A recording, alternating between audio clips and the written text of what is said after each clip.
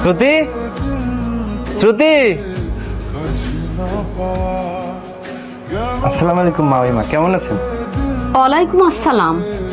ভালো আছি, কিন্তু তোমাদের তো চিনলাম না। কে তোমরা? মামিমা, আমি শ্রুতির বড় ভাই দীপ্ত। শ্রুতি কোথায়? ওকে একটু ডাকুন।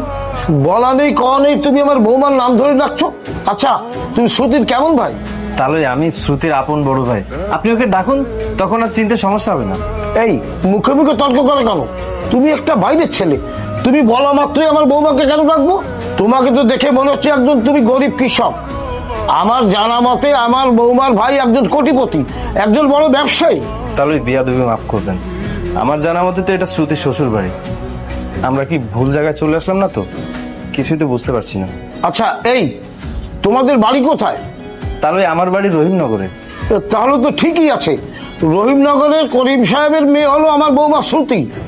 আচ্ছা, তুমি কি করিম সাহেবের ছেলে? হ্যাঁ হ্যাঁ, তাহলে একটা বেয়াদব ছেলে, মুরব্বীদের সঙ্গে কিভাবে কথা বলতে হয় সেটা জানো না? কে এসেছে? আরে ভাইয়া ভাবি, তোমরা কখন এসেছো? ভালো আছো তোমরা? এই তো ভালো আছি। তুমি কেমন আছো? আর আলামিন কোথায়? এই তো আমি ভালো আছি, আরো ভেতরেই আছে। তা তোমরা দাঁড়িয়ে আছো কেন? চলো ভেতরে চলো। ও বাবা মা, এই হচ্ছে আমার ভাইয়া আর ভাবি। আসসালামু আলাইকুম।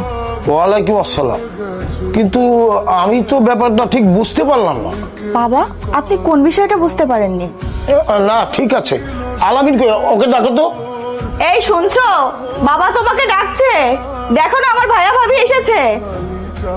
কি হয়েছে বাবা? শ্রুতি, ভাইয়া ভাবি কোথায়? আরে তুমি কি পাগল হয়ে গেছো নাকি? তোমার সামনেই তো দাঁড়িয়ে আছে, এই যে আমার ভাইয়া আর আমার ভাবি। আরে শ্রুতি, তুমি কি বলছো? এই নোংরা পোশাকে তোমার ভাইয়া ভাবি? আমি তো কিছুই বুঝতে পারছি না। আরে তুমি এভাবে কেন কথা বলছো? ভাইয়া ভাবি তো মাইন্ড করবে। আরে ধুর, তুমিও না। তোমার ভাইয়া ভাবি এই নোংরা পোশাকে, হাতে মাছ, কলা আর কোথার একটা মিষ্টির প্যাকেট। আরে তাদেরকে তো দেখে কাজের লোক মনে হচ্ছে। আরে এটা আমার ভাইয়া আর ভাবি, তুমি সালাম করো। বৌমা, এখানে দাঁড়িয়ে ক্যাচ ক্যাচ কেন করছো?